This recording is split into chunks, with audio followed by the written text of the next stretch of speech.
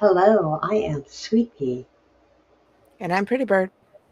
Together we are Pretty Sweet. Welcome to Pretty Sweet Distractions, where we speak unfiltered about life, love, poetry, and prowess. Shameless and kind, we are never boring, but we aren't always safe for work. So sit back, relax, enjoy the distractions in the form of open discussions on artful words. Of course, with all of that, we have some rules. We're grown up people talking about grown up things using grown up words. And I mean, we use all those words. We want you to find your peace. So if you're easily offended, this may not be your bouncing tea bag or your cup of tea or whatever floats your boat. We like to have fun, poke fun, and generally have a great time. If you're down to be distracted, come hang out, chat, call, follow, leave your opinions on our opinions. We have live streams every Tuesday and Thursday at 10 p.m. Eastern. Today is all about 3 a.m. poetry. That time between morning and the next morning when words come and they bleed on paper, when today is still asleep in the tired quiet, and they're born in unfiltered emotion. We explore the freedom of words that come forth in the darkness before dawn. Oh, I have those a lot when I can't sleep and my head is running with all the things that I should have done, not done, and I'm just filled with emotion, and I go to my paper and I just start kind of pouring all those out because for some strange reason it's easy and sometimes harder to put those things out of my mind because I have all those memories or I have things that are right up front or, you know, things that just have to come out of my brain. Otherwise, I'm going to be tossing, I'm going to be turning, and sometimes I write some of my best stuff during that time because I really do bleed on paper. And it kind of just comes out, it streams out. It's like there's this monster in my head just saying, "You've got the pen, you've got the paper, it's time to let it go." It's very difficult sometimes when you're sitting down, it's 2 o'clock in the afternoon, and oh, it's time to write, you've got a show to do, you've got this to do, and there's nothing there. But hey, you're wide awake at, that time between midnight and dawn. We're supposed to be sleeping, and all of a sudden you're sitting there scribbling away on little pieces of paper. You might as well just get up and go write what you're going to write. And I'm lucky enough to be quiet enough not to wake up the whole house. Unless, of course, my dogs start barking and screaming and want to know I am awake. But there are people, and I know I'm not the only one, that tend to just sit by that little light and write what they have to write in those hours. And yes, I'm, like I said, lucky to have that ability to do it. And sometimes you're very tired the next day. Pretty Bird, how many mid mornings have you been up with your pen and your paper? Mid mornings is usually when I actually sleep because I don't sleep at night. But I used to be my witching hours between 3 and 5. Like that is when the entire world is still asleep and your brain hasn't woken up its own internal noise. So you have more room to just purge feelings. And it's a beautiful thing if it happens whatever time of day. The problem that I have with my own self is I got really, really sick about 5.5 years ago. And I seem to have lost that innate ability, and I don't know how to work around that. And so it's bittersweet, bittersweet, bittersweet because it's like you lose a connection to yourself. It's like you lose your outlet that keeps you in some semblance of, sane. And when you have spent your whole life being able to just throw words on paper in the middle of the night and then read them the next day and be like, oh, all right, then I did a thing. when that's gone, there's a very severe, like drastic disconnect between how I wrote before and how I write now. So it's a little bittersweet, but I love that quiet because the whole world is asleep.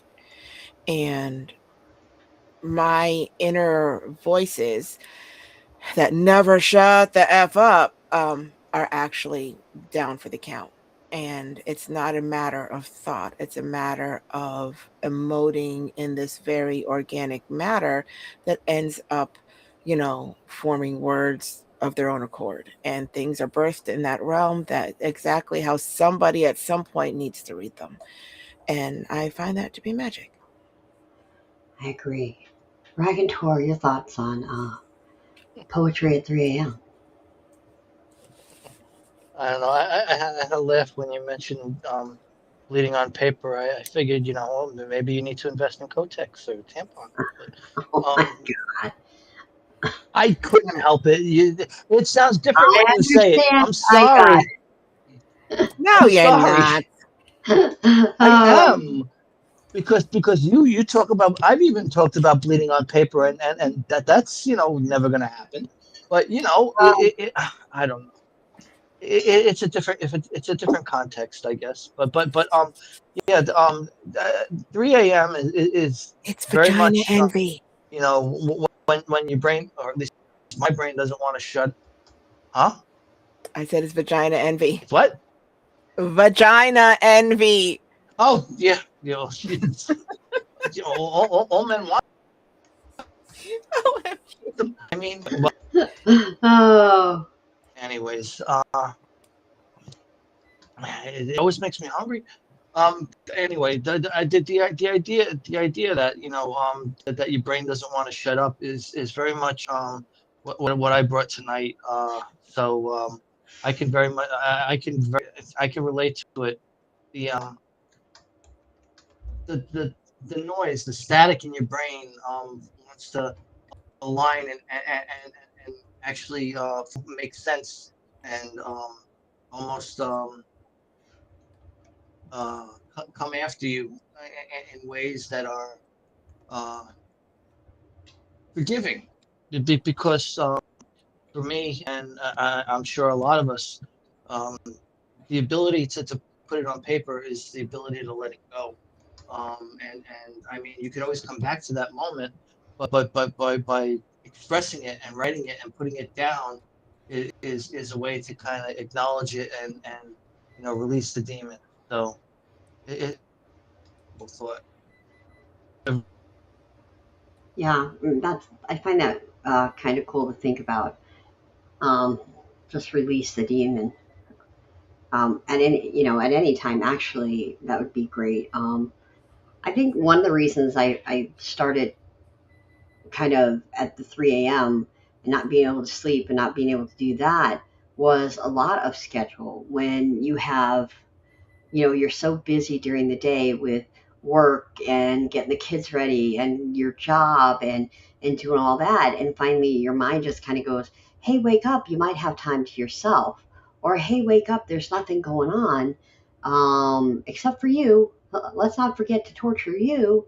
I think that was what became habitual for me, is that my mind started to get quiet because nobody was yelling at me or asking me for something, or this needs to be done or that needs to be done, or dinner needs to be cooked, or lunches needed to be packed, or there was band to take a kid to, or choir, or baseball, or there was no time until I finally was halfway asleep, and then it was like, oh yeah, oh, what if and what, how, and there and when. And so it was almost like a wake up call for my brain, and all of whatever, the anxiety, the panic, the what ifs, and the hows, and what if that happens again. And I just would go into that mode of, you are going to do this, and okay, I've got to get that out of my brain, because that's not going to happen. It can't happen. It won't happen. I won't let it happen. So we kind of came together, me and my pen and my paper and everything like that. I mean, it wasn't until years later that this became something that was more than just a little book that I wrote in. And I am blessed now that I get to do this on more than one occasion. It's something that's kind of helped me grow and be a part of a community that I adore.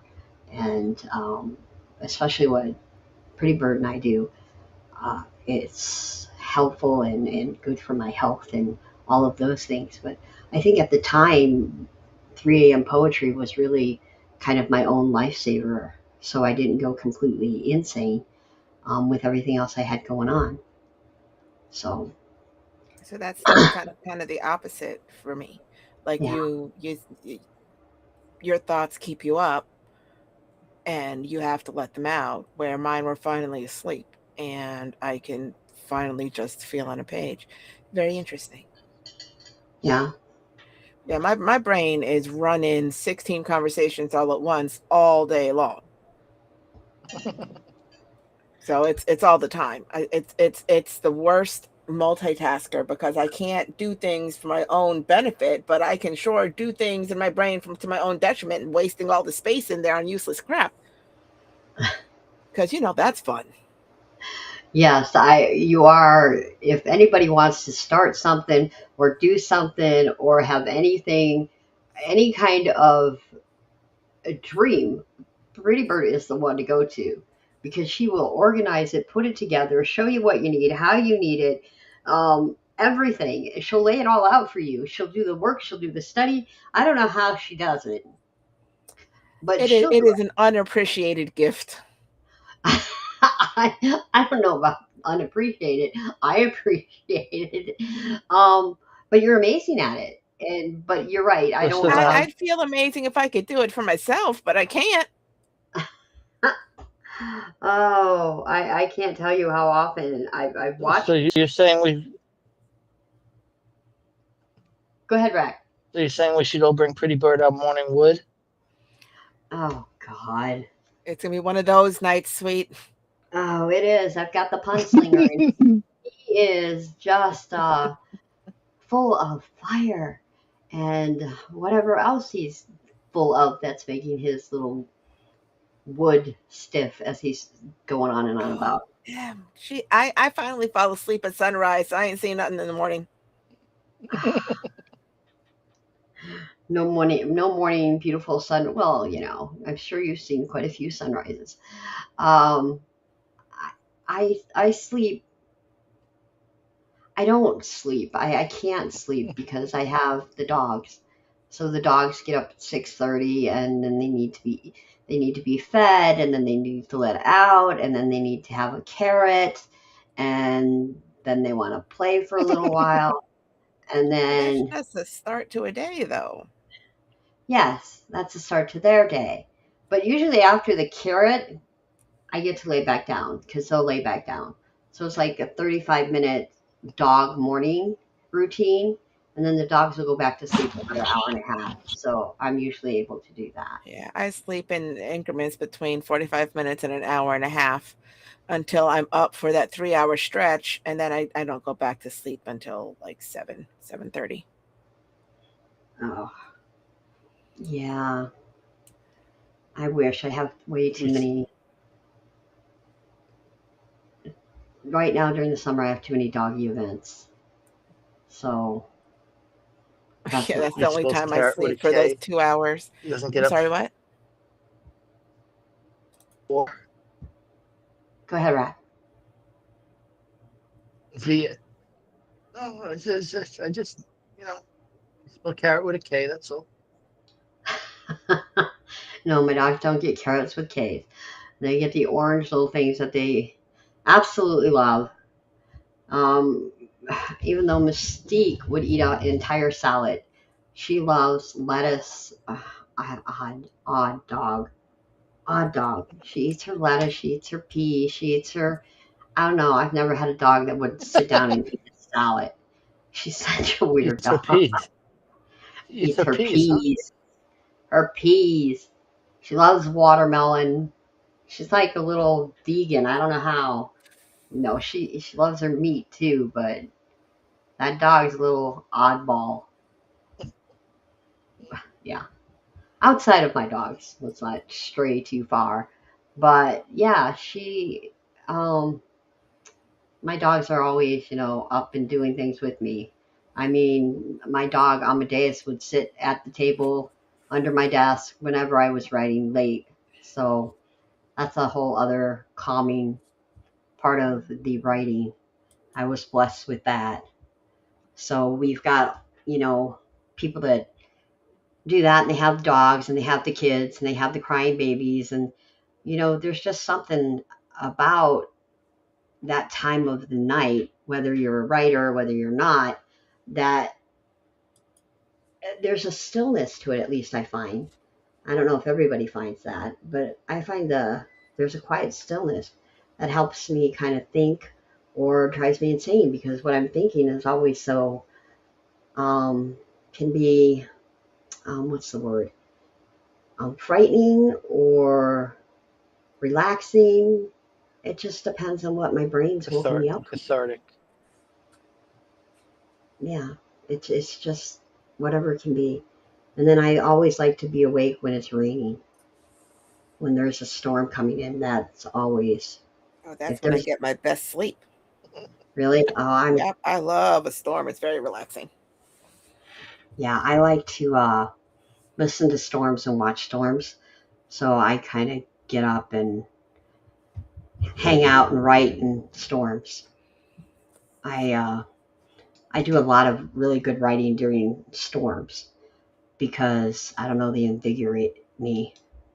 So Uh, I enjoy that. my peace. I will go to sleep with storm sounds on because when I was a little girl, my mom used to be once this guy. I live in Florida, so it's like half the year it rains, very hard for part of every day, even the ones that are 100 degrees. It's absolutely ridiculous, especially in the summer. So when it would rain, and my mom was home, she would like take me and my sister and like lock us in under her arms while she took a nap.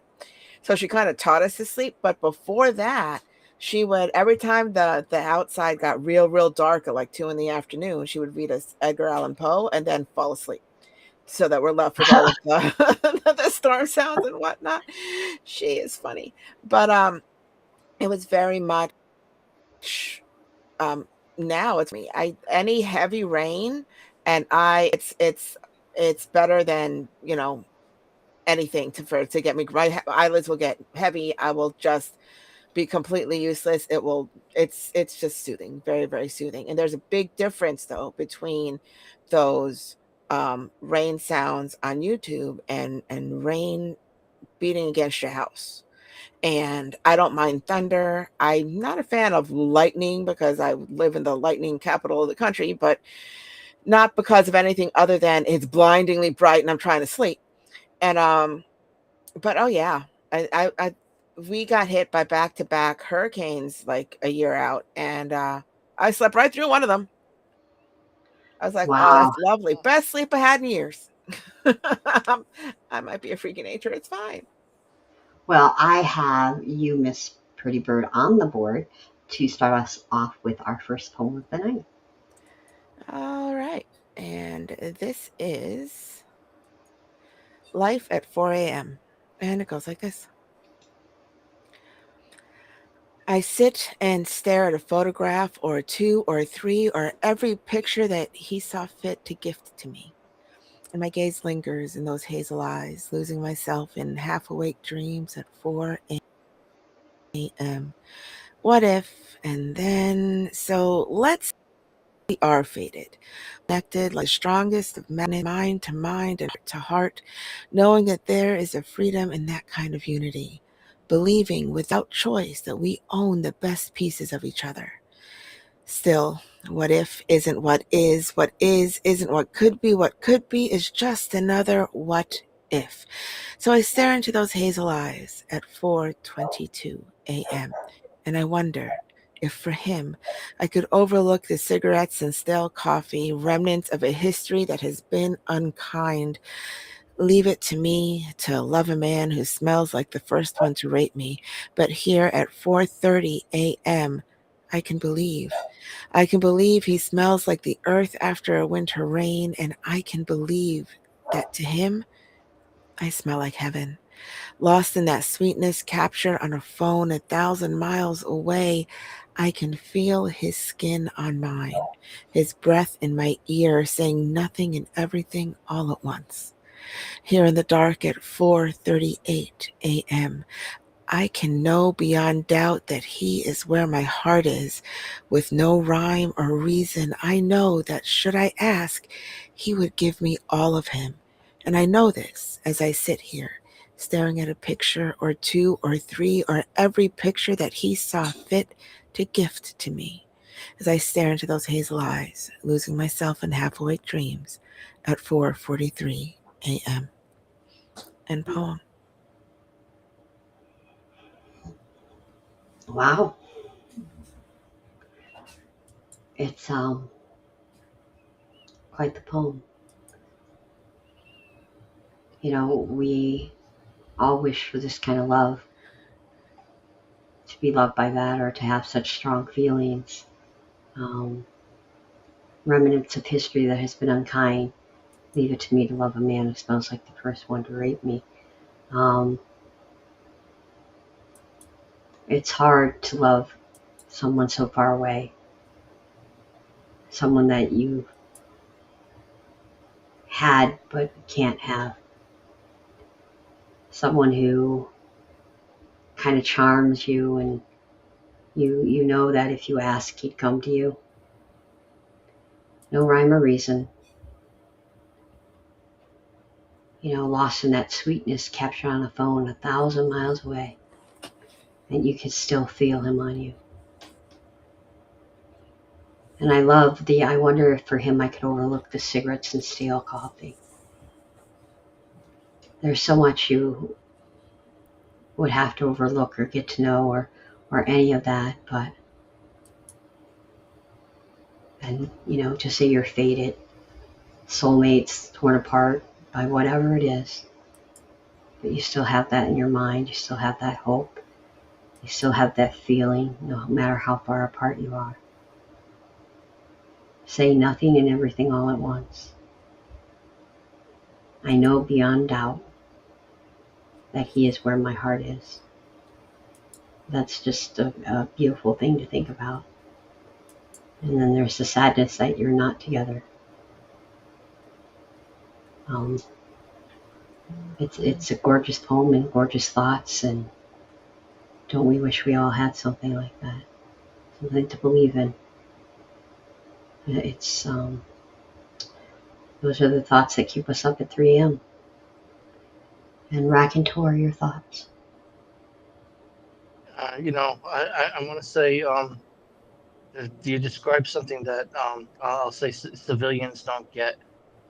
Creative um, like to explore the possibilities of things, the idea of the what ifs, this is the way that it is. If the path that you take, we're fated, and we're able to imagine, an extension of that, um,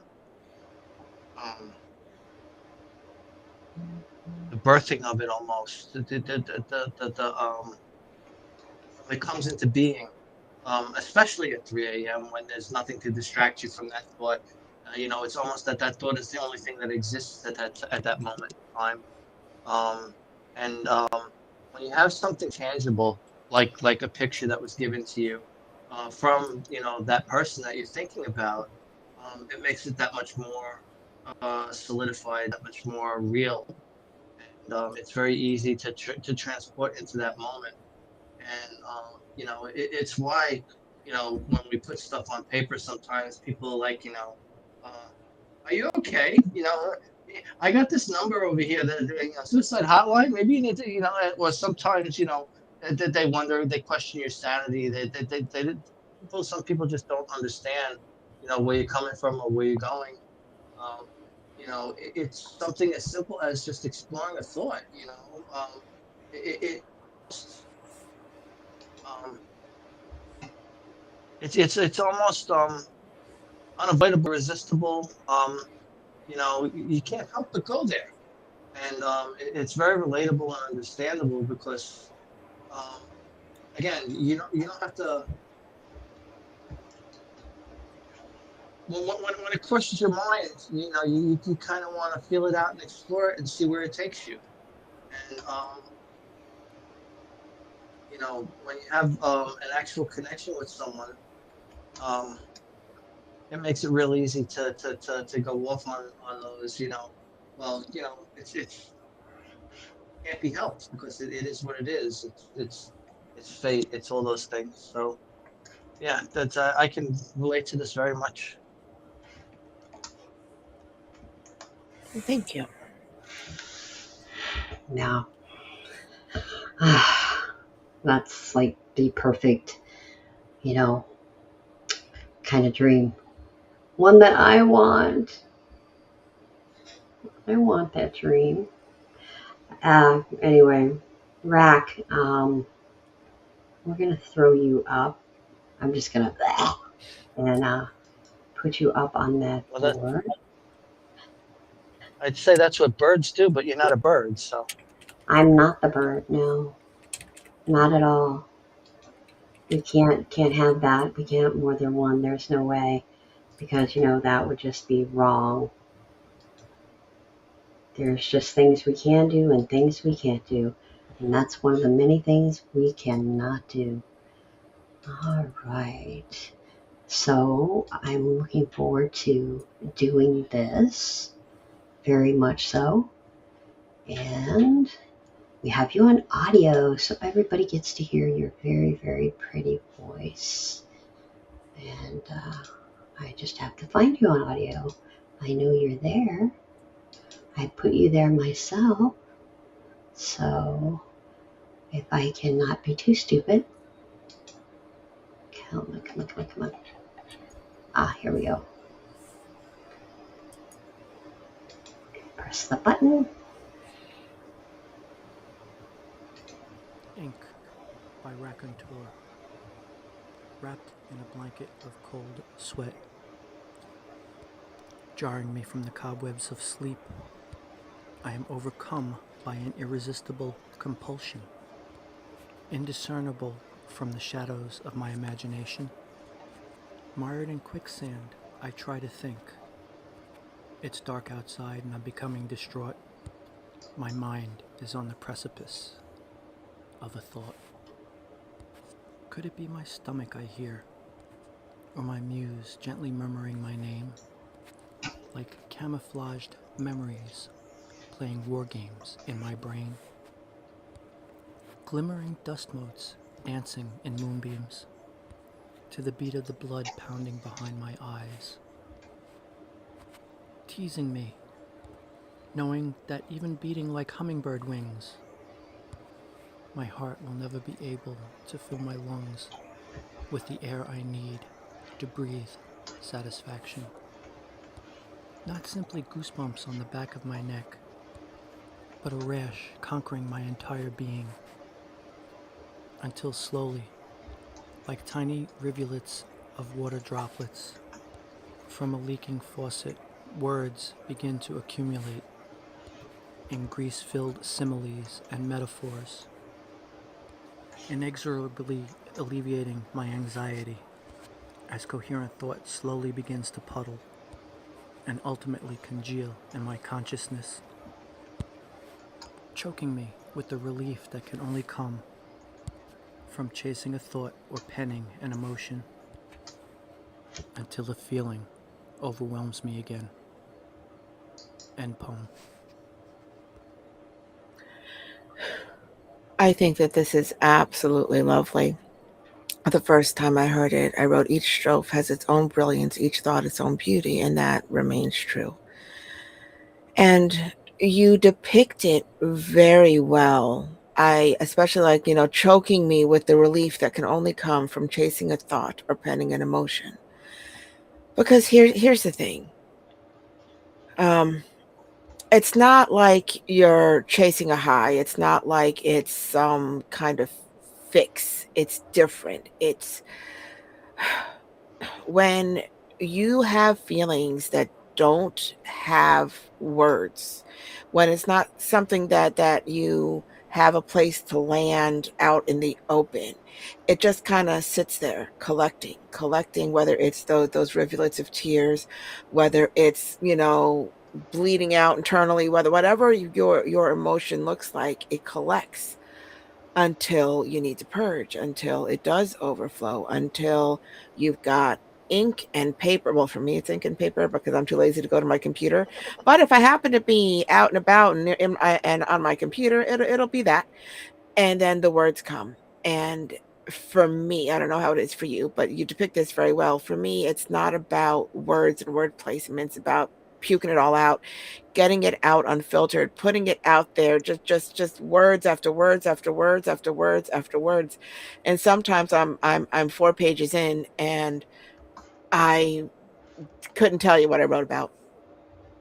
But when I wake up, whenever I wake up the next day and I read it, it's always true. It's always honest. It's always a relief. And it gives me about, a centimeter of internal space just to be able to breathe through a day. And it's like that. It's almost like it's medicine. It is 1,000 times better than Xanax for giving you pain or giving you room to breathe while having a place to put your pain, where you're not denying it, you're not choking on it, you're not puking it on other people. It's there. It's out in the open. It exists. You acknowledge it, and you have enough space to go on about your business. And I think that um, I'm a little amused with the could it be my stomach? Because sometimes it's exactly like that. Sometimes it's a churning that doesn't quite land in any kind of organ, but it's there.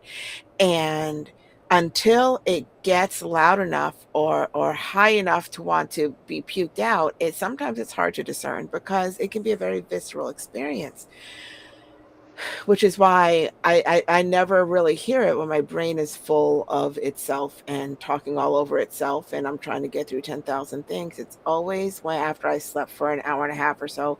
It's the middle of the stinking night. It's always darkest before dawn. It's at the point where all of my kids that are also night owls are asleep. There's no cars. It's the darkest part of night, and that comes with its own kind of eerie silence where you can hear your own heartbeat, where it's all of the things. And your brain is still too tired to think through all the things, so it doesn't talk back, you know? And I kind of love that. I miss that. It is a magic place. So Sweet Pea, your thoughts?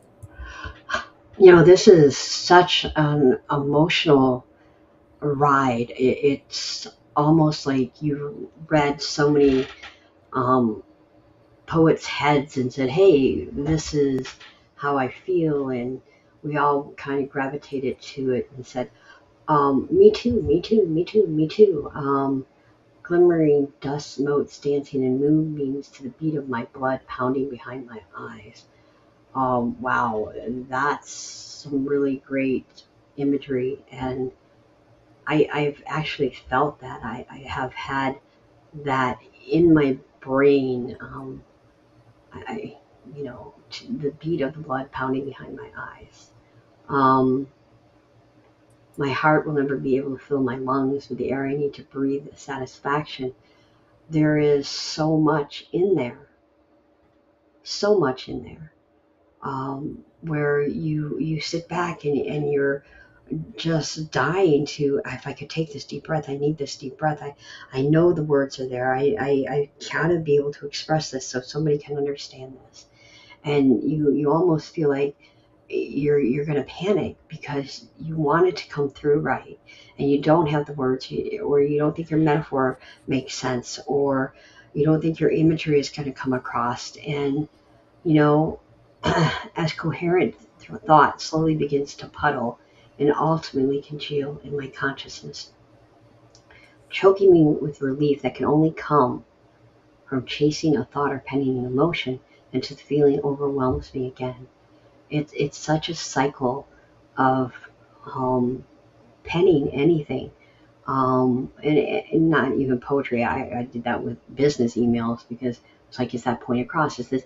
But you have almost penned like a poetry prayer, and I really, really enjoyed that, because everything you describe here is something I have physically and emotionally kind of been through, where I've written and how I felt.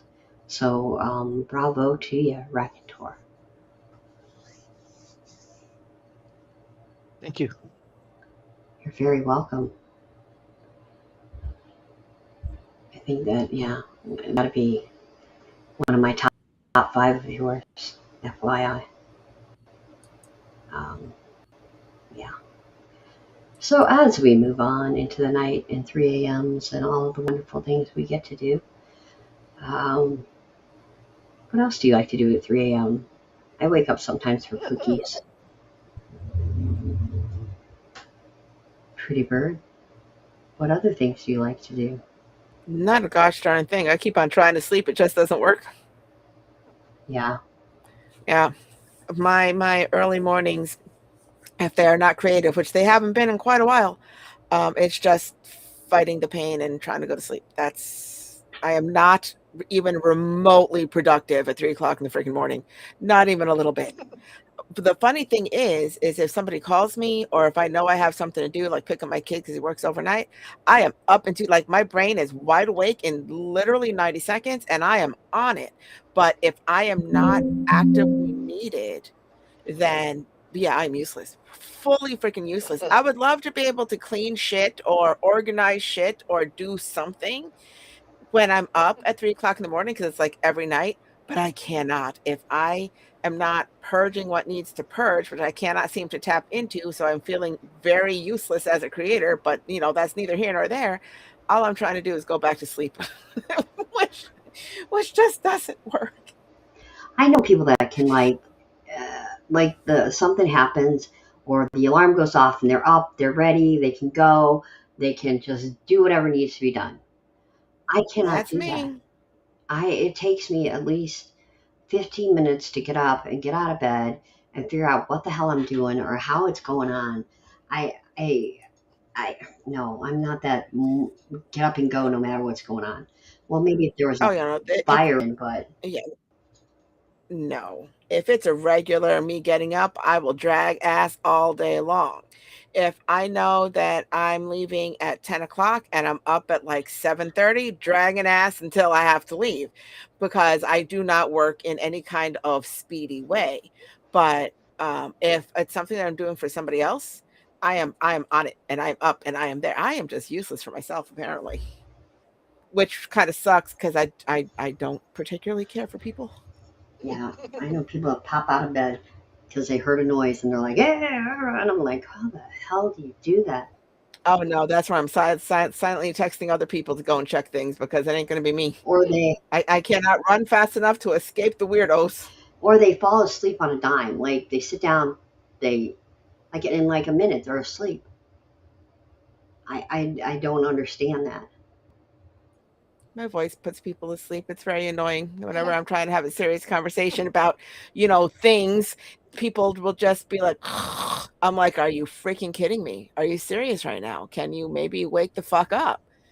I can't help it. It's your voice. I was like, great. So what I'm going to do is get a voice changer and start yelling at you because this is me trying to have a normal conversation and you're falling asleep. I feel some kind of way. It's fine. I'm done. Oh, it drives me nuts. How do you fall asleep that way? You just sit in a chair, 5 minutes later, sometimes a minute, and you're sound asleep. I can't do that. I have seen people go to lay down. They're not even fully horizontal and they're already snoring. I'm like, what kind of magic is this? And where can I get some? Me too. How the hell did you do that? And what leprechaun gives you that drug? I That is envy. That is jealousy, and I don't know how they do it. Somebody needs to bottle that for me, please. But No such luck. It drives me, like you said, insane. The instant sleeper, how they do it. But the instant sleepers, the instant out of bed and be jolly, I'm not that. Oh, ain't nobody said anything about being jolly. But they are people that are jolly. They're just, good morning, and blah, can I get your coffee? Yeah, I do not surround myself with the perkiness. yeah. That's how people die.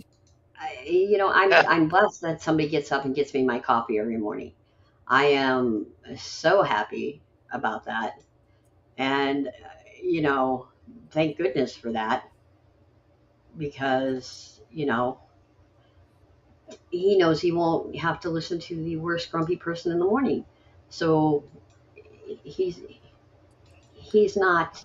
That's self-preservation. Yes, that's what it is. Self-preservation. He's happy about that. He enjoys that. Um, so he generally gets me my coffee.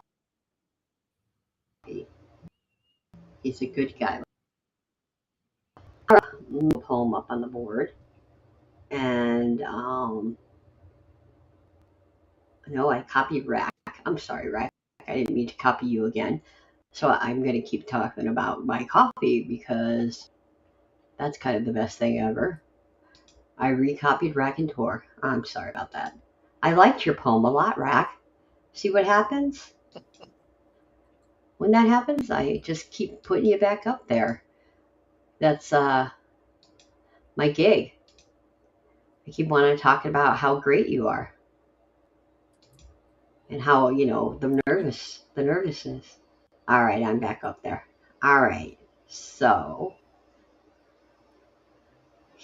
this is Paris in monochrome colored dream.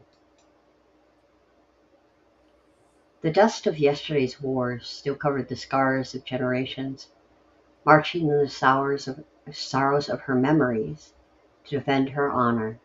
Viva la France! With the grains of her poverty she swallows not in pity, but rises in prosperity. Kings may fall while a queen curtsies and smiles, belligerent in attitude, creating nonsense, with blurred painted strokes on canvas, spawning the next era of artistry. Framed critics claimed in bold ugliness, gratitude of femininity held a gentleman's folly, while some harlots dared to show ankles. In Paris breasts lay bare, ample and full. Atop the Eiffel Tower, wrapped in the noise of neon and historical butchery, I walk backwards home in a monochrome colored dream. End poem.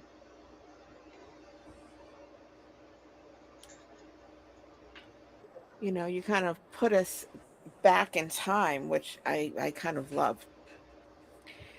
It is you pull us through yesteryear with the wars that were generations ago, and they kind of can. Oh, that's loud. Oh, sorry, that was really loud. And it kind of pulls it through, you know, that are covering the generations to now, where it's lovely. It really, really is. And from the title and through to the end, you can kind of see, to me, that monochrome is all sepia colored, because that's what it feels like. It feels like an aged photograph. It feels like going to visit a place and it's telling you a story. It feels like that stark difference between the then that we know from wherever we are, and the then that was always there, you know, across the sea. And to visit that and see that and feel a story and birth that in words is a beautiful experience to have. And you depict it with a wonderful sense of imagery. And I kind of love how you go from wars to, harlots, because, with the ankles, how dare they? And I'm kind of love that. But not in Paris. In Paris being a floozy is normal. Boobs out everywhere. And I kind of love that, because it's kind of always been that way, where they are a lot more carefree, with love, with themselves, with all of the things that, okay, not that I know, because what the hell do I know from Paris history, but that's the way it is perceived. And I kind of really love that that's in such stark contrast, and you do that in two lines between, the harlot showing the ankles, but in Paris they're all tits out. And that is a clean depiction of what the times were elsewhere and what the times were in Paris, and that it feels connected. There's something about that freedom. There's something about that Eiffel Tower being there for all of those things, and being there now covered in those neon freaking giant twinkle lights of what the fuck is this? Which I like the historical butchery, because that's kind of what that is. And it's not until the end that you're there telling the story, going back in time and seeing all the things, and it's delightful. So, Raconteur, your thoughts? Yeah, it definitely feels like going back in time, a memory. Um, I enjoyed it a lot. The and that you set the stage in Paris of all places. What was the expression? We always have Paris or something like that. I mean, the idea of it, it was a happy time, and that you do it in a monochrome dream. Also, again, helps set the stage, helps add to that feeling of it's a past memory that you're bringing up, and kind of reliving. So it's beautiful in a lot of ways. And you talk about the differences in attitudes about oh my God, between showing the differences between showing an ankle and like well, cards on the table, as it were. So it's it's it brings to mind for me and more of an individual thing. Um, you know, when it comes to your memory specifically, because again, different people, different attitudes, different experiences. So it adds to the mood and the setting. It's very well done, very beautiful. Thank you. It definitely talks of a memory. I was really um, grateful to go to Paris with 5 other women, each of us in a different decade of our lives. We went with my sister-in-law, my aunts, and my mom. And we did 6 countries in Europe, and one of them was France. And I had always dreamed of going to France. And when we saw the Eiffel Tower, it was just like this, I don't know, kind of fantasy dream come true. Just, wow, it's actually, I'm here in front of the Eiffel Tower.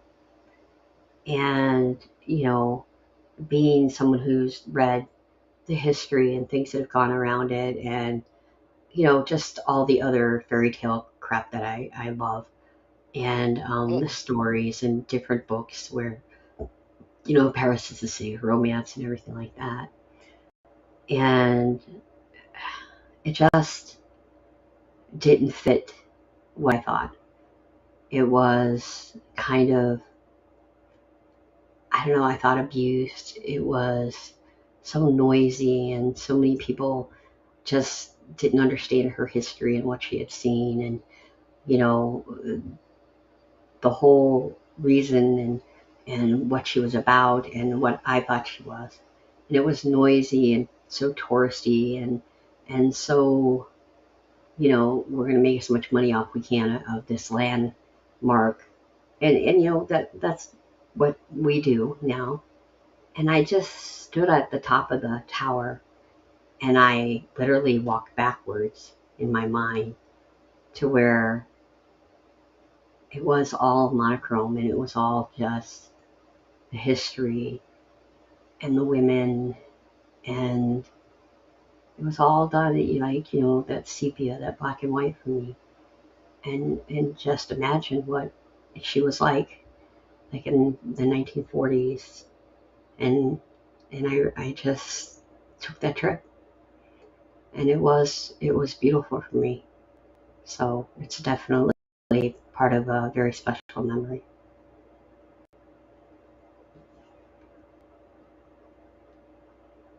There you go. So, Miss Pretty Bird, would you like Yeah. to do announcements now or after reading one of your poems? Oh, I don't care. We can do it now. So on Tuesday, we have Shut Your Pie Hole. So everybody talks like they know what's best. It's easy to judge others after the fact. Sometimes we really have to know when to keep it to ourselves. So just shut your pie hole. And that is coming up on Tuesday. I have to say, I love the way you say that. Just makes me giggle every time you say, shut your pie hole. And on 6/11, we are going to Who You Callin' Old, and we are going to take a lovely dive into some of the stereotypes about aging. Just gotta have a little fun with it. And because age is more than a number, it's kind of a mindset. Some people refuse to fade out, slow down, or play the role of society assigns them. Old isn't synonymous with irrelevant. So let's kick that to the curb and have some fun with some stereotypes. That should be a fun show. Absolutely. And you can listen to us wherever you listen to your podcasts.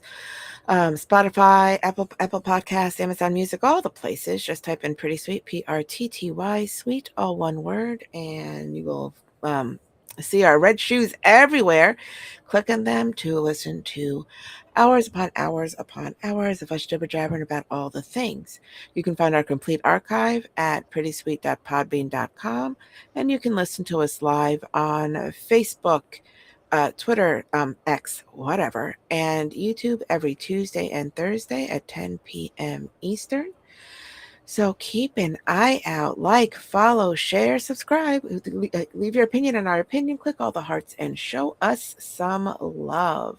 So check us out, tell your friends, and hopefully we will see you on all of our live streams, Tuesdays and Thursdays at 10 p.m. Eastern. All right, I have you up and ready to read. Alrighty. This is 448 and No Sleep in Sight by me, Pretty Bird. And it goes like this. Shaking off shadows works as well as scrubbing unwanted touch from a 20-year-old memory. Pain seems seared in, peeling charred flesh, merely a distraction, a momentary reprieve from the truth of your absence. My air only smells like you in distant dreams I struggle to remember but can never forget. When I close my eyes, I still kiss you goodnight. Both the ghost of yesterday and a shell of tomorrow, lost in emotion I can't define, lost in dreams I struggle to remember. End poem. Oh my God. The air only smells like you in distant dreams. I struggle to remember but cannot forget. When I close my eyes, I still kiss you goodnight. You've had smell in two of your poems tonight, and there's something about being able to remember the smell of someone. It Smell kind of envelopes you, and it can just take you anywhere. It's so powerful, and it can take you to something so intimate, or it can take you to something so horrifying.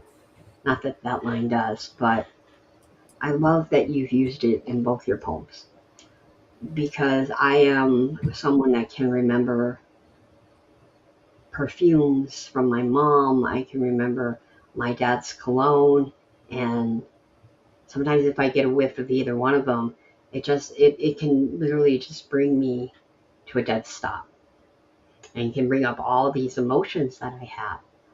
So to have that with a lover or someone that you loved and they're no longer part of your life, I'm sure it does that kind of thing. It just brings you to a dead stop, and you fall into those memories, and you fall into that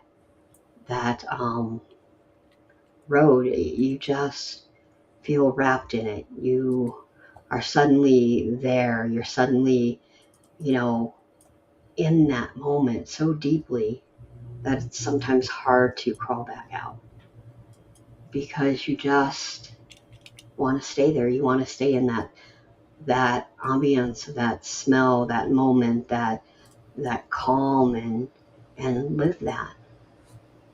You don't want it to drift away or fade away or do anything. You just want to wrap yourself in that cloth or that shirt or that jacket or whatever still lingers, because that's where that person is. That's the imprint of that person. And I kind of feel that. Lost in emotion I can't define, lost in dreams I struggle to remember. But just that's that, my air only smells like you. In distant dreams I struggle to remember but can't forget. And, you know, it's a blessing or maybe a curse. I'm not sure, but I really love those thoughts. Raconteur, your thoughts. Memories, you know, they're kind of like ghosts to me. Yeah, no matter how hard you, how faded they become, how long it's been, something always tends to draw them to that they can't go away. There's something that always keeps them lingering, like a smell. They remind you of that moment and you instantly go right back to it, or at least I kind of do. It's one of those things when you can express a memory in a very visceral way. You go back to that moment, even for a brief moment, um, and you relive it, and that's the beauty I think of some of what we write.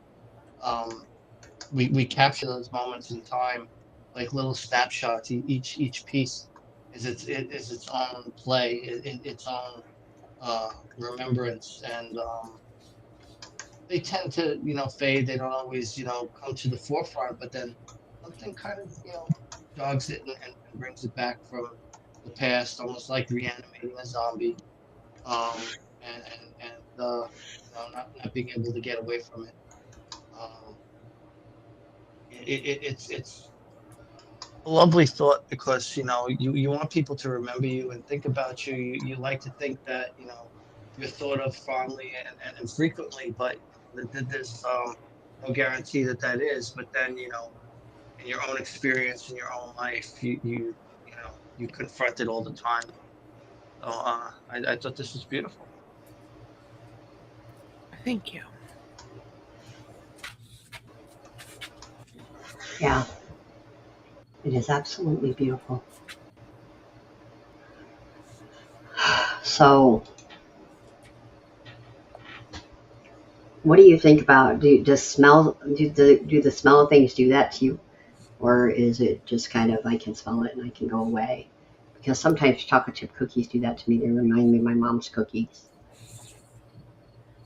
I mean, there is a very strong connection between our sense of smell and cognition, memory, all of that stuff. So I think that that's kind of a universal thing, that it takes people back to certain things, and maybe not every smell, but the ones that made an impact. Yeah, I would agree. Not every smell, but definitely some of them make such a big impact on me. So that's kind of crazy. But yeah, your poems are definitely hitting hard tonight, girl. But when don't they? That's the key. That's the key question. You're such a great poet. Let's see. Here we go. My next one. This one would be from me. It's a blueberry. Sky's colored in blueberry crayon.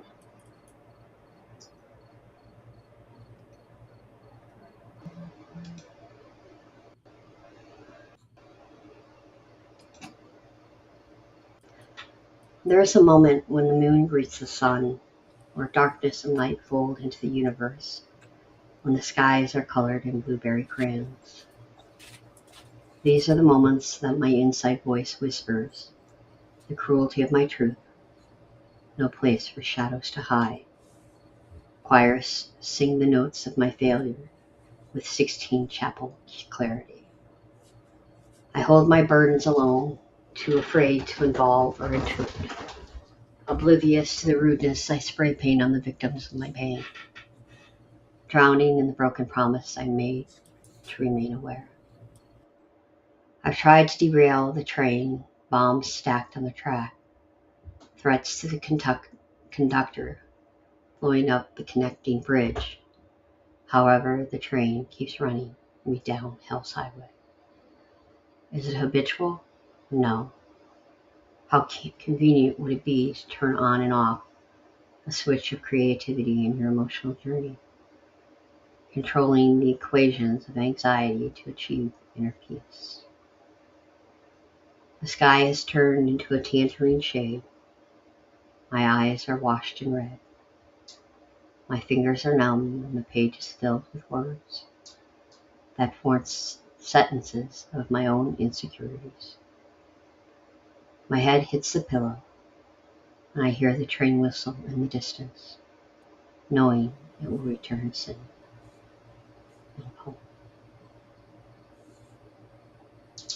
So is this the train of thought? Because kind of love that. It's that moment before the sky is blue when it is different shades of gray. And you're awake, or maybe you've been awake, or maybe your ears are awake, but it feels quiet. It feels solemn. It feels like all the possibilities, good and bad, all at once.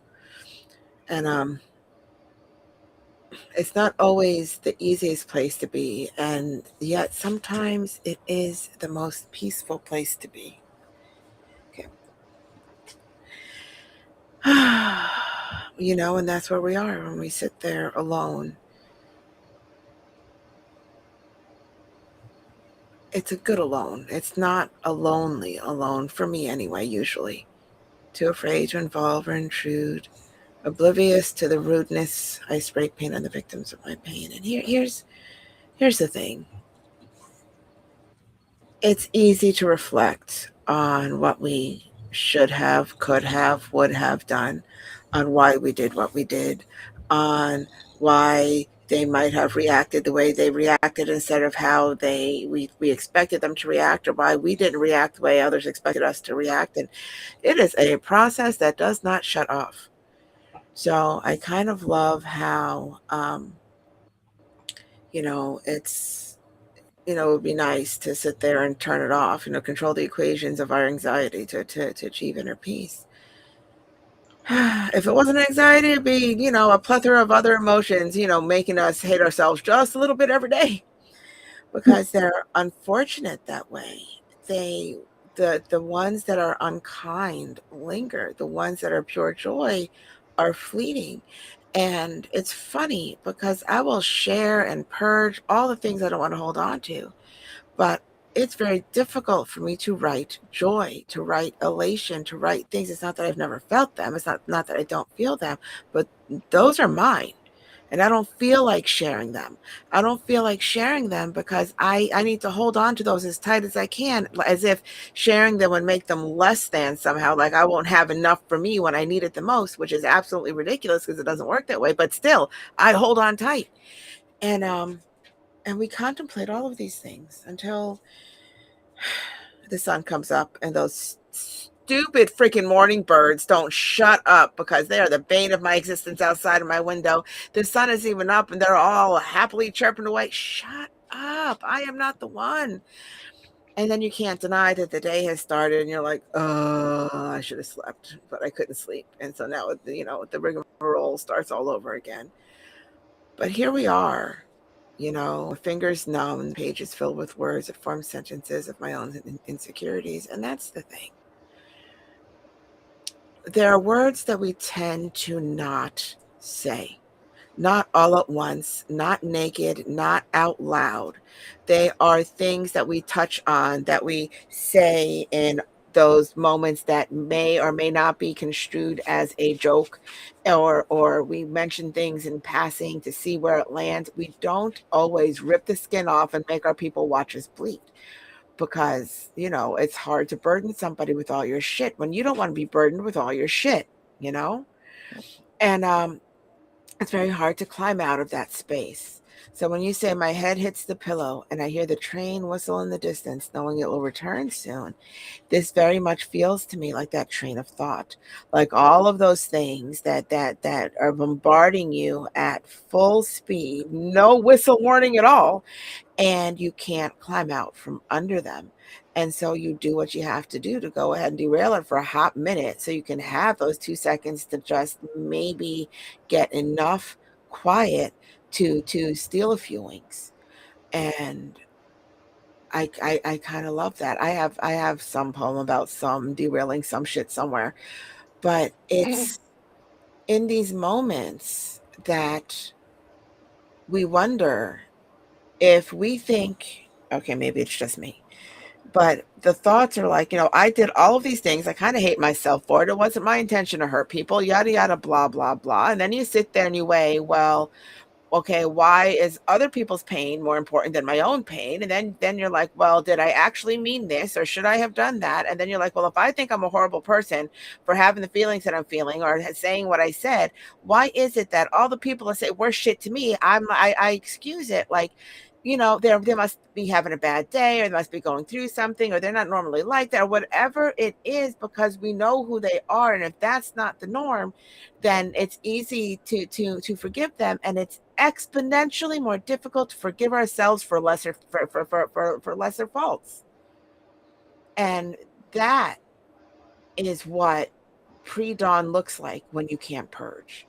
That is what it climbs on. That is the seed of a new day if you can't get rid of it. And it sucks because it weighs heavy and it underlies everything. Not that you're thinking about it all the time, but it's there, taking up mental space that feels like it's stealing your energy from the things that need doing.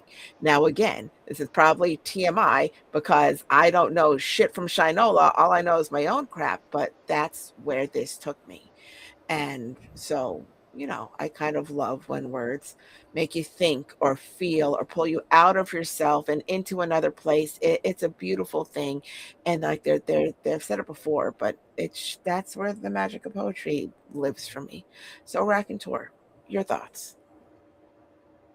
So my first thought was, this made me think of my therapist um, diagnosing me with multiple personalities so she could bill me twice. But you talk about the train and our parents' days. I think it was the perils of Pauline, but in my time it was more Dudley Do Right and strapping the woman to the train tracks, and the train is coming, and all of that. So it's a very visceral experience that you describe, feeling like you're on those tracks and the train is coming, and you know, there's no one that's going to save you. You're just going to get, run over by the damn train. And well, I guess that's a different poem, isn't it? Anyways, um, this was just, um, you know, I can't help but relate to the idea of what you painted. The tracks, the trip, the the journey that you're talking about, and feeling like you're helpless and tied to those tracks, and the train is coming, and there's no place for you to go.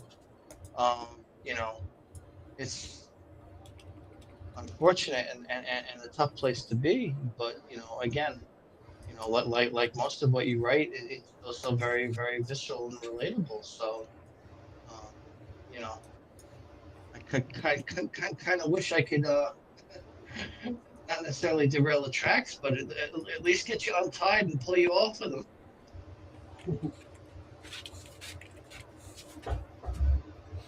Thank you.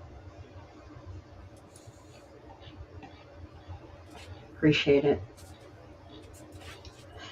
I'd like to kill that conductor myself, but I'm afraid if I did, I'd have other problems. So I think that might be a bigger problem for me if I did that. So let's not tempt fate. Uh, so we won't do that. So okay, back to the bird. The bird is reading for us tonight, which is awesome because we all love to hear her read. She's got that voice that lulls us into happiness, or whatever it is. Something gorgeous and wonderful. We should have a night where we just read horrific poetry in your voice. Horror, It's on the yes. calendar. Horrific, not so much. Well, horror, that's what I meant, like horrific things. Not your voice is not horrific. Ready? Yes, we're ready, dear. Sorry. You're fine. It's a brevity. This is Why I Never Trust a Smile, reason 10,342 by me, Pretty Bird. The suede of my skin still wears that moment where pre-dawn promise crackled beneath its honesty, a weight it could neither bear nor bear to lose. It wavered in morning mist, though never waved goodbye, and sunrise never looked quite the same. The sky lights blues in sights unseen, swaddling open chest wounds with innocence, where truth is held in emptied hands, too afraid to open. End poem. Wow.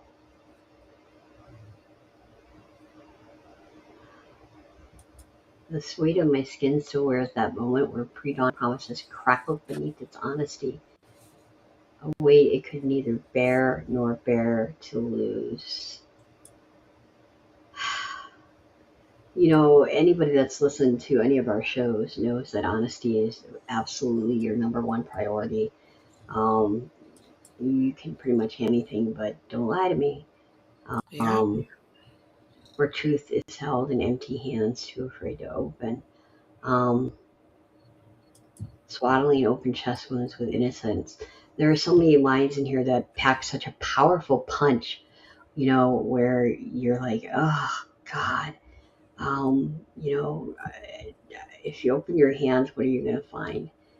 Is there or isn't there honesty? Maybe, but probably not. The skylights blue and sights unseen. Um, it wavered in the morning mist, but wow, it's just the imagery in it is so vivid. Like I can just see the open chest and where truth is held in emptied hands. So if if the hands are emptied, how could there possibly be truth? And the betrayal and everything that's there. And it's sad. And why I never trust a smile, reason 10,342. That's other thing that kind of kicks you in the gut. That you have 10,342 reasons not to trust a smile. It's kind of a killer. Um, it just kind of kicks you in the gut. It's, your author's notes are the shape of who I am, and that's even more kind of discerning and sad. And for someone, to have that much pain that they have 10,000 reasons not to trust a smile is, it's just sad. And it's also kind of a warning and a, hey, this is who I am, so know me and love me for it. So, Raconteur, your thoughts? Yeah, I gotta tease you a little bit, sweet, and you say so many lines. It's a brevity. There aren't many lines, but that they Sorry. all hold. No, no, no. I just have to, like I said, I just have to tease you because it does hit, and each one speaks volumes. So yes, I know what you're saying when you say that, but at the same time, it's just ironic that well, it's a brevity, but the description of it, the feeling that she conveys, that and I'm talking about you like you're not there, pretty bird, aren't I? The idea of it, it, it speaks to me of an unfortunate history of being betrayed, and even when you're not, you're still waiting for it to happen. Those kind of thoughts, that do hit heavy, that make you not want to trust that smile. Uh, the moment that you describe, it feels like um, I don't know. It's I kind of want to say betrayal, but at the same time, experience. And you know, am I cutting out? No, you're good. Oh, wow. Yeah, the brevity, every line in it needs to be commented on. Um, Even though it's a brevity, it's definitely a profound brevity. It was, wow. Yeah, it's one of those that you can't, well, what about this line? And what about that line? And that line means, that line means so much. And yeah, you pack that wild punch in there. So you, you have all of that. So I am also going to throw up a brevity, which I rarely write. I have a hard time writing there. Um, but I do actually have one once in a while. So it's scary, but I do. Everything you do is scary.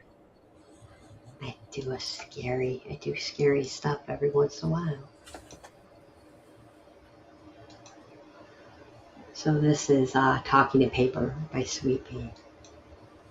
Um, Inner rage from years of pain, dreams of fright, sinner sins a child lover hidden in moonlight, secrets told from darkest places on paper white. Now this wounded soul can't sleep some nights. And boom. And that's exactly the point.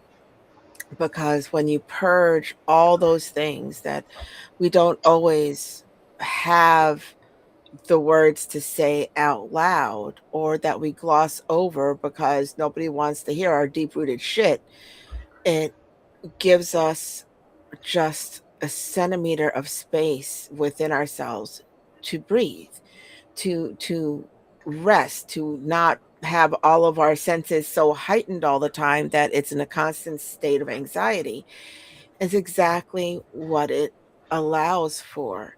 And it's funny because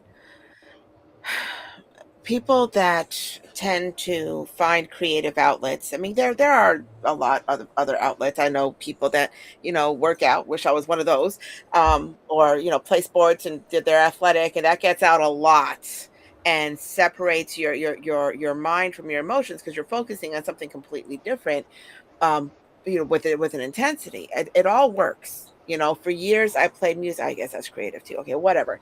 Anyway, it gives you that bit of separation between the weight of it and that we carry in all of its truth and, you know, the present moment, because it doesn't know time. That weight will live on forever like the worst freaking crabgrass. And so it is all we can do sometimes, just to be able to purge a little bit, just to grant us a moment that we can rest enough to pretend to sleep. So I think that that's a perfect quatrain for tonight's topic. So, Raconteur, your thoughts? Uh, I get lost. As brief as this is, the idea of it is very deep. So I think you did a great job expressing it. Thank you very much. I appreciate it. Yeah, it just is kind of what you do. You just talk to paper, and it can relieve a lot of stress. It can relieve a lot of things. Paper doesn't So can talk that rolling it. much. Yeah, you could do that too. You could roll your paper, but I tend to talk to mine, not roll it so much. So that's just me. Call me crazy. Uh, I'm definitely a talker, not a roller. So there we go. All right. We got this going on. Even though I know some people get a lot of relief from that, I think that's very distracting. Call me Let's see. crazy. On occasion, but All right, pretty bird. I think this one is your last one, unless you got more to serve me. No. Um, Here we Yeah. go. This is a um oh, my brain just lost what type of poem this was. Like it just went into the ether. Oh, okay. So it's got sections, and my brain can't think of what we're calling them right now, but I tend to not stop between them. So I guess it doesn't matter. This is a, oh, that's going to drive me stinking nuts.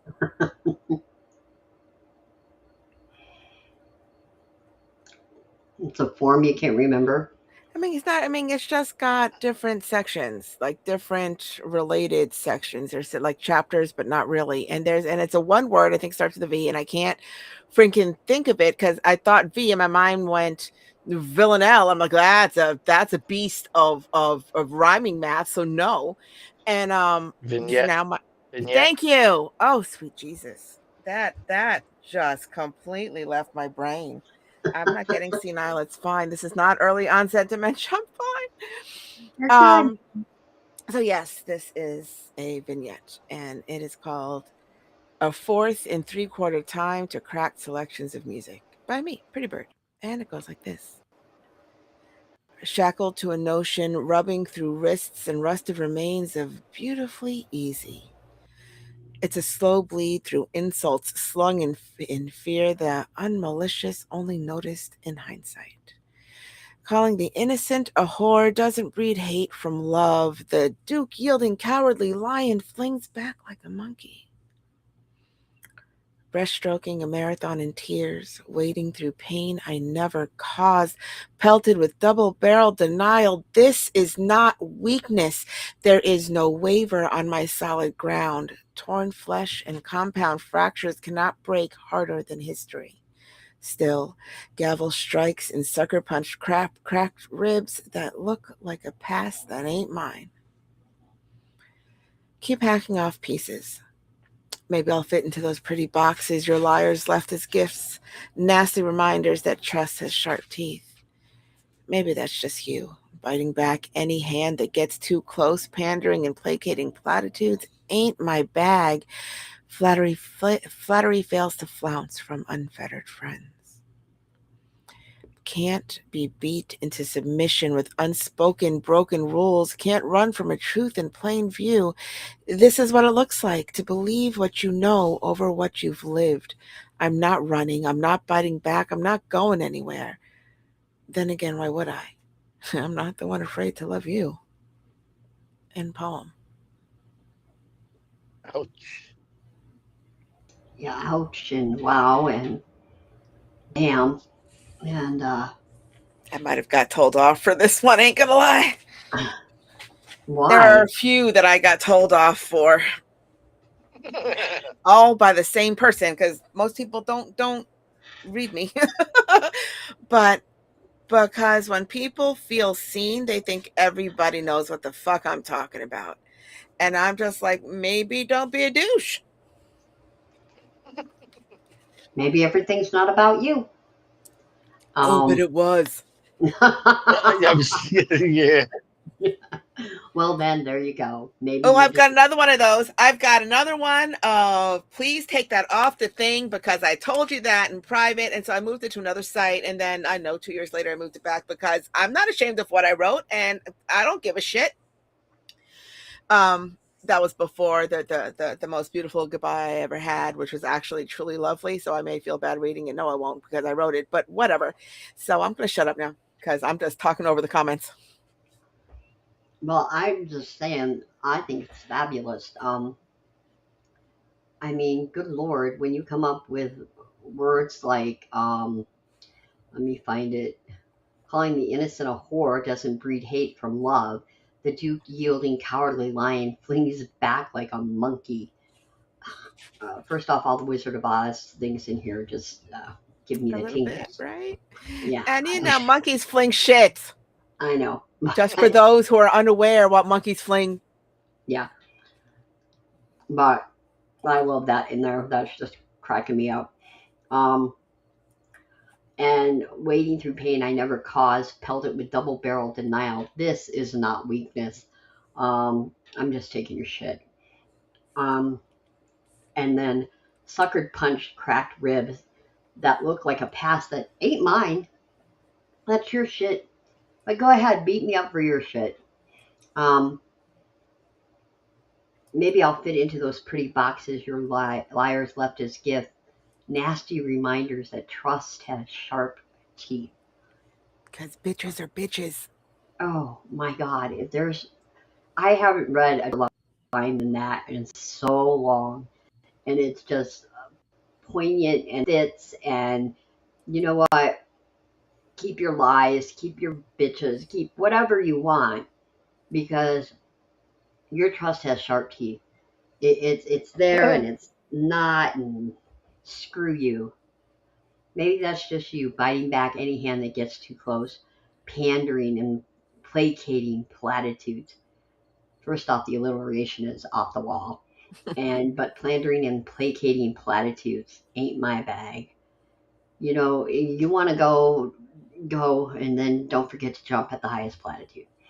Um, flattery fails to flounce from unfettered friends.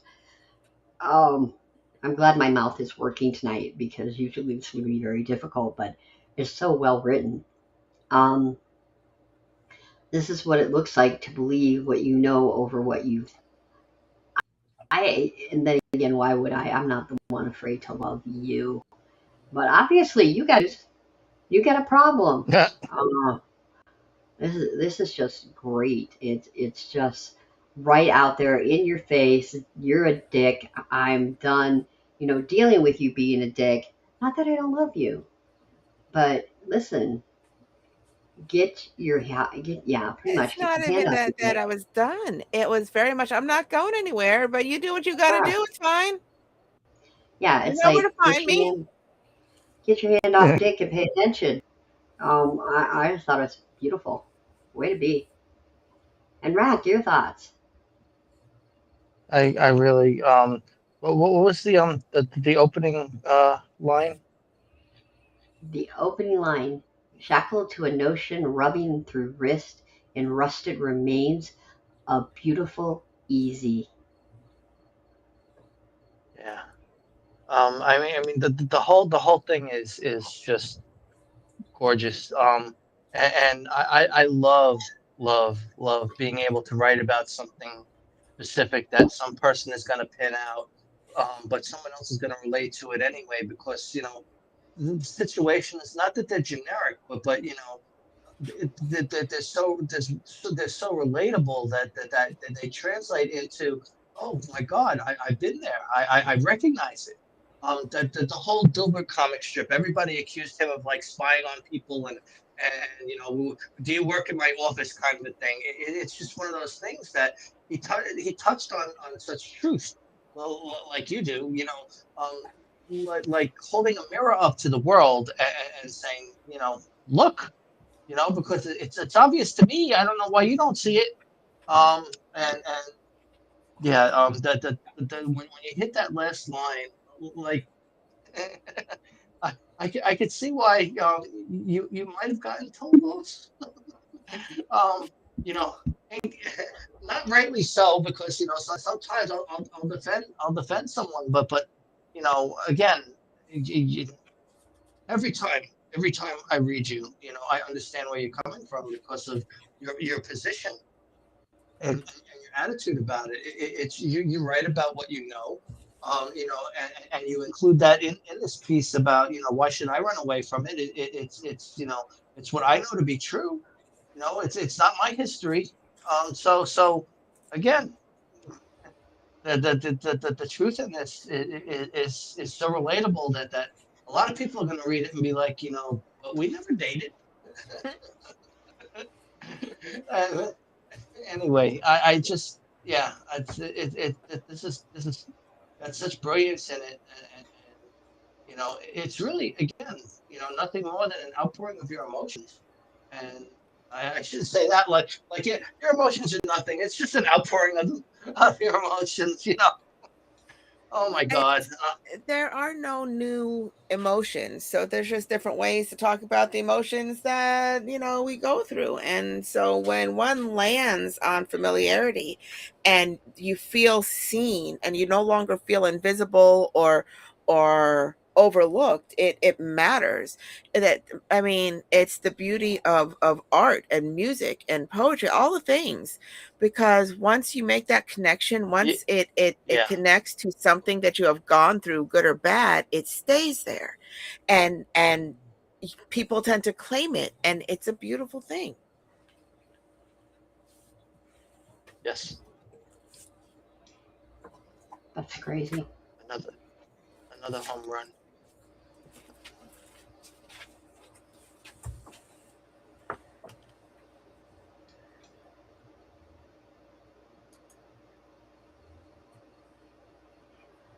All right. Well, we have some time. We can go over our next shows, some of the things that we've changed. Where would you like to be headed, my love? Well, we have half an hour, so another poem. Um, I can I can if you, I can yes, I can give you one. I can give you one that I didn't post, but it feels relevant. Um, okay. Ticket to Ride. Ticket to Ride. What is it? Ticket to Ticket to Ride. Ride. Ticket to Ride. All right. Thank you, Paul McCartney. Pretty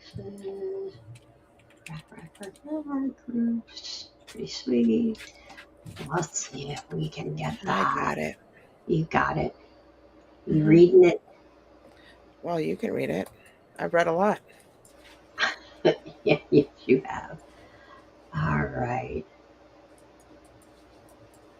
It's up whenever you're ready. Okay. Ticket to Ride by Raconteur. Some people get lost trying to follow my train of thought. Although it can be confusing, the tracks are a clue. And while my mind holds a unique perspective, what matters most are the things that ring true. Some people think that I'm crazy, and that's probably not much of a stretch. After all, I enjoy living my life as though it were one big comedy sketch. Life has fed me a ton of garbage, and when I swallow, I find it can be hard not to choke. So I paint a smile on my face and, in between gagging, engage in a sarcastic banter or self-deprecating joke. I believe flaws are beautiful. They're part of our experience as defining who we are. It's a passionate heart that makes a difference, a part of a soul that shines brighter than the North Star. Yet even in my own little world, I can't seem to find the center of my universe, a voice gasping in a vacuum with no one to converse.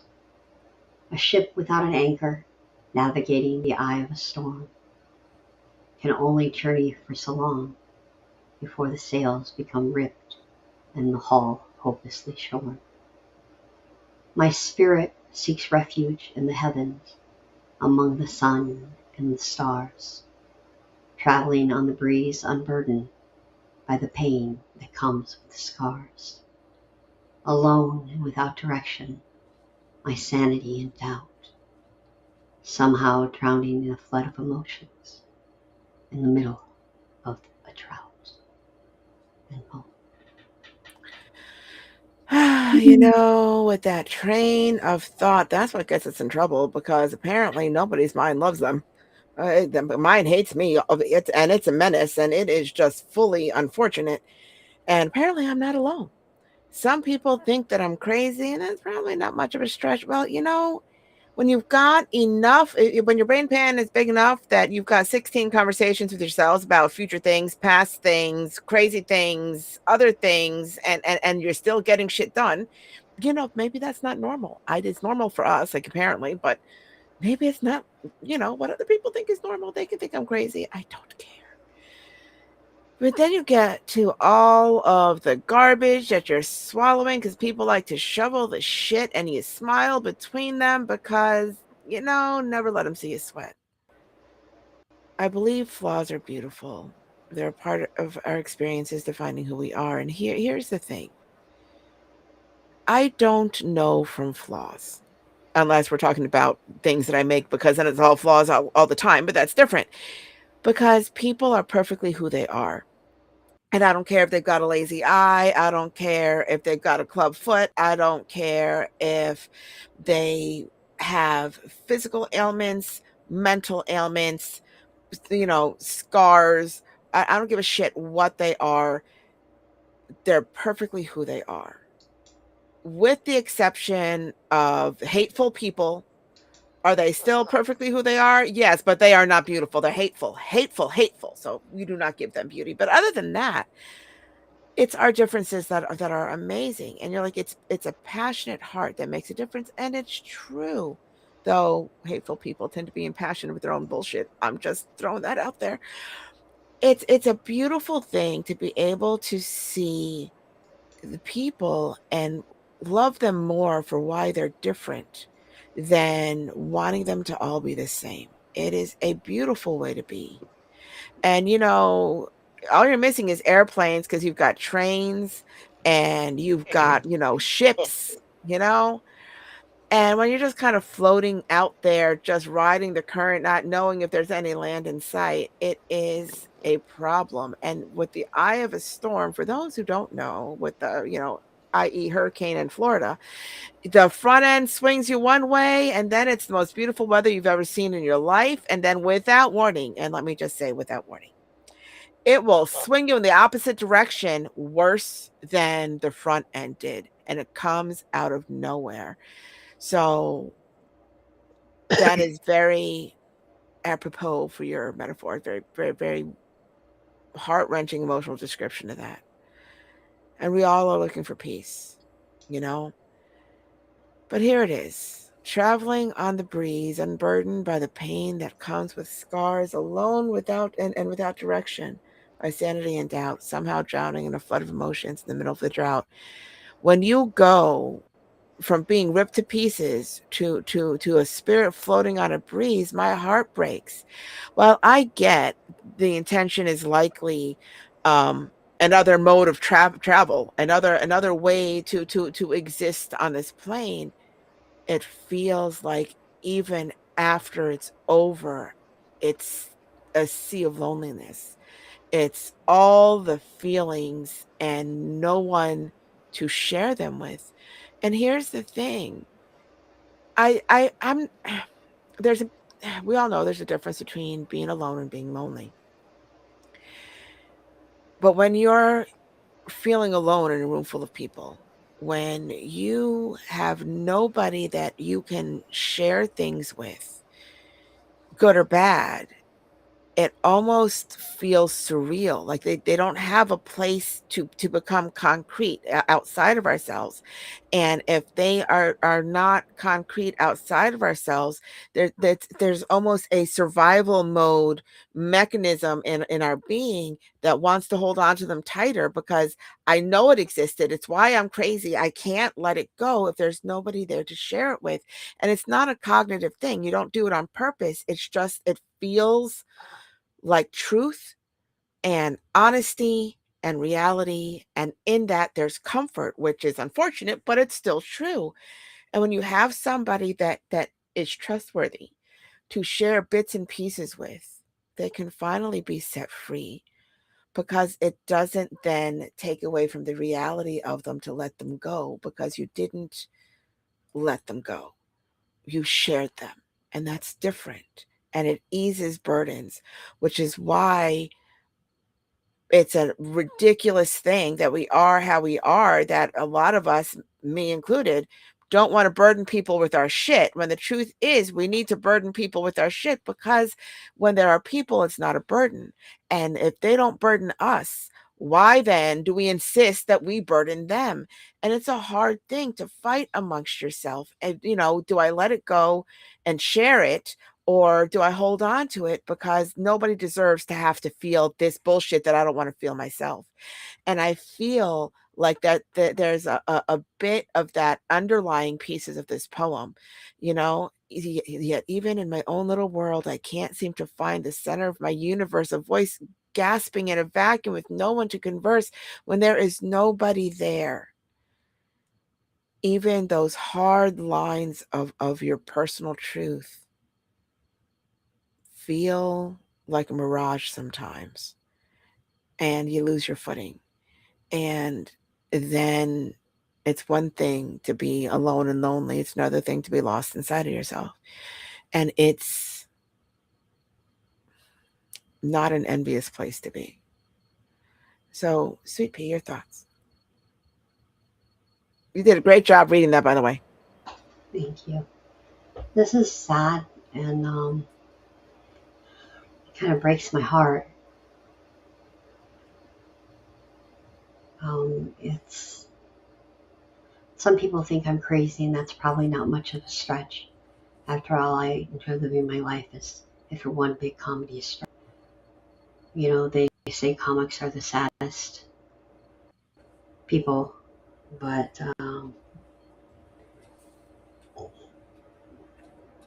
I don't particularly like that comedy comes with sadness. Because, hey, yeah, you're a funny guy. And I like the sarcastic banter, but I don't like self-deprecating jokes about yourself. You can do that, make fun of me all you want, but not all the other stuff. Because you're sweet and you're adorable. But yet even in my own little world, I can't seem to find the center of my universe. Voice gaps, vacuum with no one to converse. that just kind of breaks my heart. It makes me realize maybe I should stay on the phone more than I do. Um, My spirit seeks refuge in the heavens among the sun and the moon and the stars. Traveling on the breeze unburdened by the pain that comes with the scars. That's a really scary sentence there. Really scary stanza. Alone without direction, my sanity in doubt. Somehow drowning in the flood of emotions in the middle of a drought. Well, if you have a flood of emotions, it's not a drought. It's just a lot of crazy, feelings and things that got to come out. And, that's why we do this. And don't get too crazy on us. Because, you got a couple of crazy people that love you.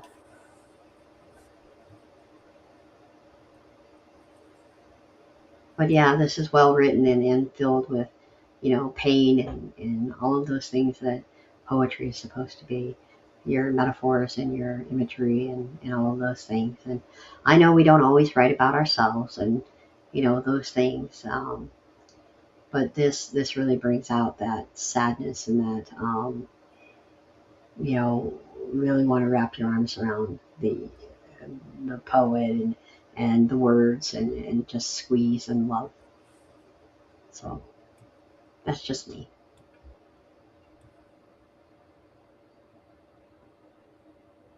Thank you. You're welcome, love.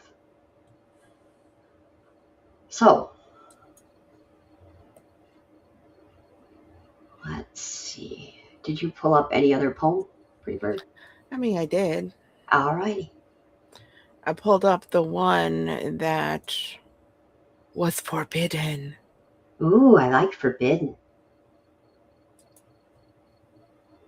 Which I find absolutely freaking hysterical that people think that they can just be like, now why would you? Because it's true? Yeah. Because it's my experience? Because it really has nothing to do with you? Because, sorry you feel naked? I mean, me not ever wanting to make people, feel bad. I removed it from where it was, put it someplace else, and left it there for like 2 years until I was just like, you know what? Huh?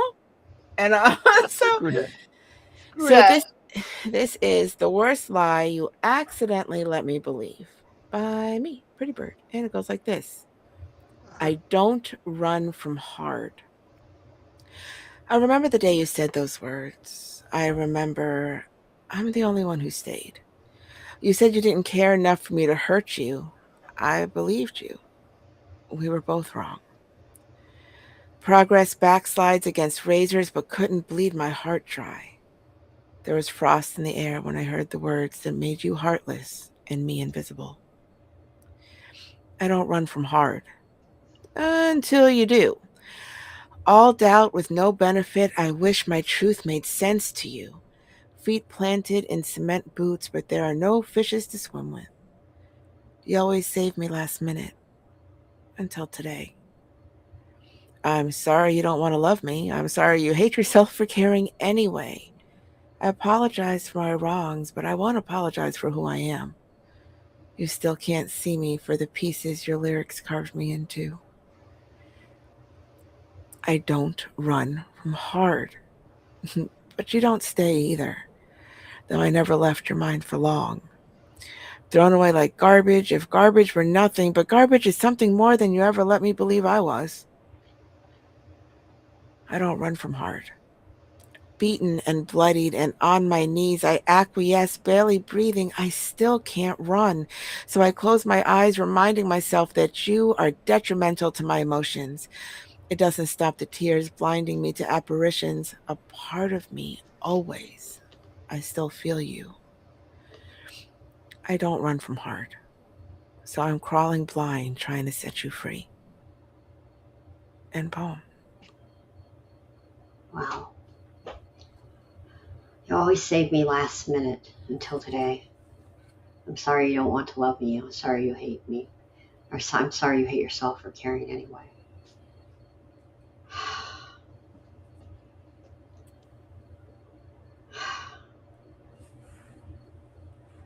You still can't see me for the pieces your lyrics carved me into. I don't run from hard. It's amazing how people change you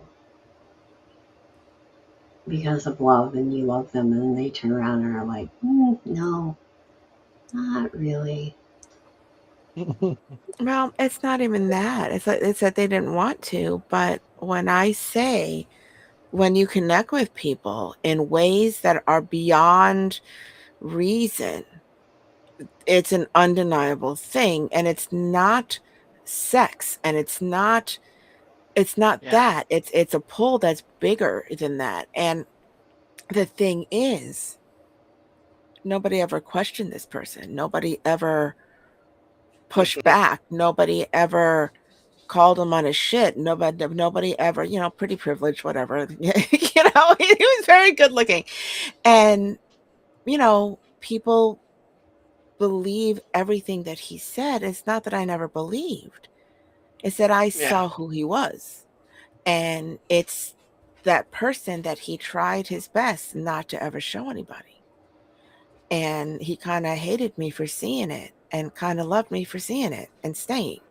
And it's a hard place to be when it's unexpected. I mean, it wasn't hard for me, but but so he felt some kind of way. He's like, this, I said that in confidence. No, you said that in a conversation. That's, I mean, there was nothing confidential about it. And it's all I could do to bite my tongue because things that I said in confidence that I never said to anybody else Oh. was brought back to me from those same people in their pretty little gift boxes with the sharpened teeth of betrayal. But even that I didn't hold against them because I am too kind. I know I sound like a bitch, but I'm really not.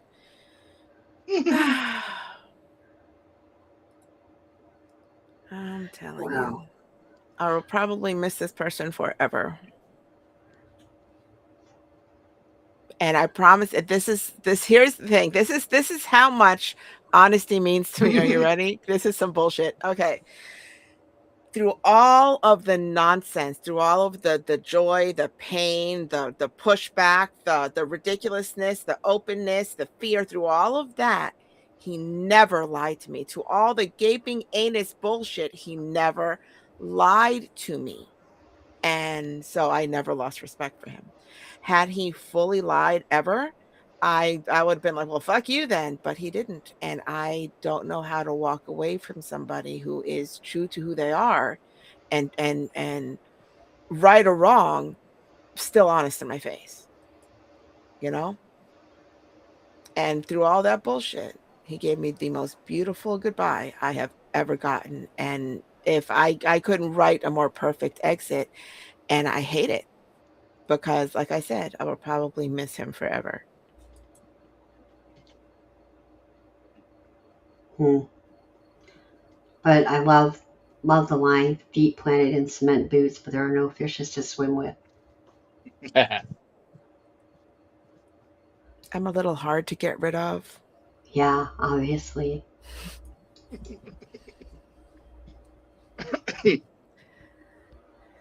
It's funny. This is also a reason why I don't trust to smile when somebody says I was like, I'm not so easy to know. I mean, like, I'll say all the things, but it takes a hot minute. And they come back with, well, I don't run from hard. I'm like, that was not challenge accepted. I was like, oh, all right, cool beans. We'll see. Yeah. That was You don't just, make a statement like that and not be able to back it up. That's that exactly that, because people count on that. At the end of a conversation about being invisible and being let down and being in all of these things, and here I am going, people can only do what they can do. And when things are unexpected, it's hard to maneuver that when you're kind of sideswiped with bullshit you didn't know that was going on, like in your own self. Like, oh, they see me behind this mask that I thought was ironclad, and apparently it's invisible. I'm just like, all right, I just see you. You are who you are, you know? yeah. Well, now we're down to 5 minutes. And And well, we get extra time here. Rack, your comments on this, though. I don't want to miss that. I kind of said what I I know you've been said. talking about it, so Yeah. I I just want mean, to hear. no, I mean, there's not much more you could say. It happened, and it's unfortunate, but like she said, the integrity was still there. At the very least, he was true to what he meant, to what he said. So there's that, but in a twisted way that kind of encompasses his goodbye also. So, you know. I think it's interesting that I called it the worst lie you accidentally let me believe, but I still swear he didn't lie to me, because in that conversation, that wasn't a promise. It was just a statement of fact at the time. But let's face it, I might be a little intense. I don't know if y'all have noticed. So intense, open, honest, and unfiltered is a lot for people that are used to not being questioned. It's a lot, you know? But anyway, like I said, some people just stick. But yeah, there's I also sometimes people suck. I think that's also a big part of this whole entire process. And that's true. Oh my goodness. Okay. So if you are listening to us, um, we are now on social media. So if you're listening to us after our lives, you can now find us different places for our lives, which are every Tuesday and Thursday, 10 p.m. Eastern. You can find us on Facebook, X/Twitter. Will always be Twitter. I can't X. It just no. And YouTube, just type in Pretty Sweet, PRTTY SWEET, one word. Click on those red shoes, and you can find our stuff. So like, follow, share, and do all of those things. Drop us a line, leave your opinion on our opinion, click all the hearts and show us some love. If you want to find all of our archives, you can go to prettysweet.podbean.com, and you can find us wherever you listen to your podcasts, whether it is Spotify, Apple Podcasts, Amazon, all the stinking places. There are a million out there. Just type in Pretty Sweet and click on those red shoes, because there are hundreds upon hundreds of hours of us doing our thing. Even though our social media accounts look sparse and new, we have been around for a hot minute. So look us up. And the best thing about this new forum for me, Sweet, is that we don't have that hard 2 hour, you're going to get cut off mid sentence kind of line. So, which is a good thing, because sometimes we get to talking. But it's interesting to be on social media, because personally, I rarely do social media and all the open access to all the things, because previously we were live, but it wasn't so easy to access. So I am looking forward to good things happening. So like, follow, and share and share and share and keep on sharing on all the places to all the people. And at this point, we don't care. These people are idiots. Listen to this and share it. At least we're getting out there, because who knows? I am just saying. Yes, get out there. Tell us your things. Give us your stories. Oh, we like Speaking stories. of stories, we usually have a story time the second Friday of the month, which is not going to be tomorrow, but it will be next week. So keep an eye out for that. And those are for when anybody can call in and tell us a story on whatever it is that the topic is. So there's no poetry that night, nothing to pre-do. This is where we will leave the call in link for that show all over social media. So anybody can call in and tell us a story. So I'm really looking forward to that. Yes. Is there anything to add, Sweet? No, I had a great time, and we hope that you did too. Yeah, we But, did. but of course, if you did not, we have a message for you. You can Are you ready?